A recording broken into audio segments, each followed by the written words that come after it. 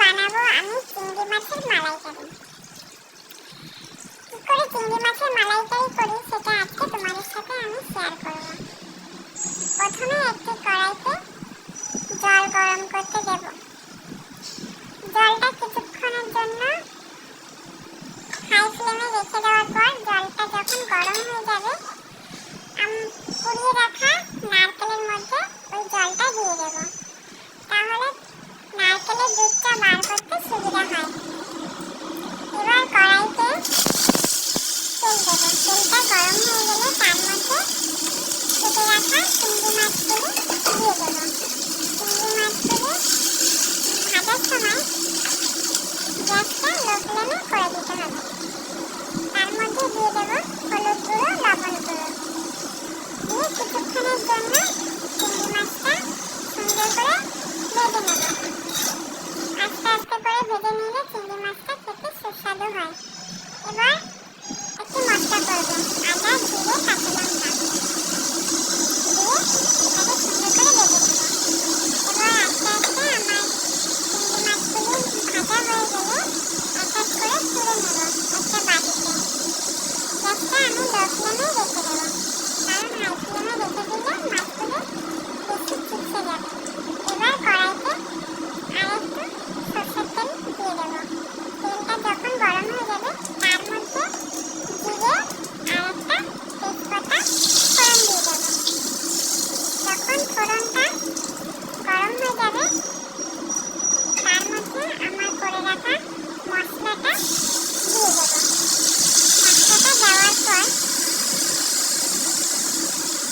কিছুক্ষণের জন্য মশলাটা আবার কষিয়ে নেব। কষিয়ে নেওয়ার পর তার মধ্যে দিয়ে দেব হলুদ গুঁড়ো, লবণ,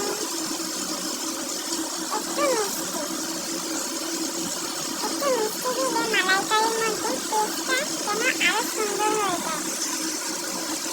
তারপর কিছুক্ষণের জন্য মশলাটা সুন্দর করে কষিয়ে নেব লঙ্কার গুঁড়ো দিয়ে। যতক্ষণ না মশলাটা কষাতে তেলটা উপরের দিকে উঠে না আসে। যখন মশলাটা কষানো হয়ে যাবে তেলটা ঠিক উপরের দিক থেকে উঠে আসবে, তখন আমি সেই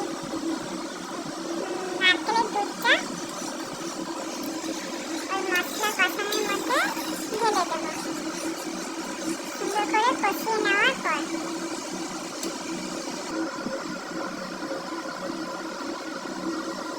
নারকেলের দুধটা যখন করতে হবে তখন নারকেলের দুধটা অবশ্যই আপনারা ছেঁকে নেবেন, না হলে নারকেল পুরানোটা ওর মধ্যে গেলে একদম ভালো লাগবে না। শুধু নারকেলের দুধটা দেবেন চিংড়ি মাছের মালাইকারির মধ্যে।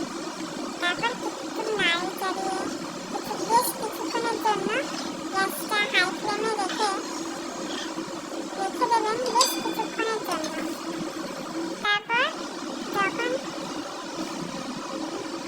ফুটে উঠবে তখন ভেজে রাখা চিংড়ি মাছগুলো আস্তে আস্তে করে গ্যাসটা কমিয়ে রেখে ছেড়ে দেবেন ওর মধ্যে। তারপর একটু নেড়ে চেড়ে আবার কিছুক্ষণের জন্য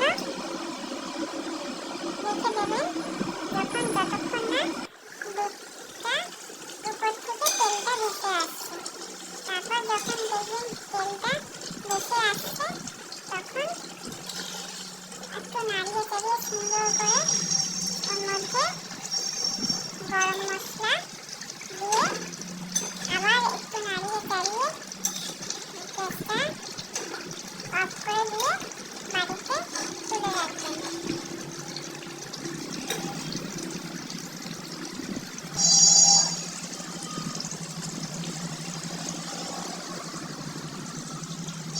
এমন করে বাড়িতে মালাইকারি বানালে আপনারা খেয়ে দেখবেন কত সুন্দর লাগে চিংড়ি মাছের মালাইকারি। একদম সামান্য মশলা দিয়ে বানিয়ে ফেলেছি আজকে চিংড়ি মাছের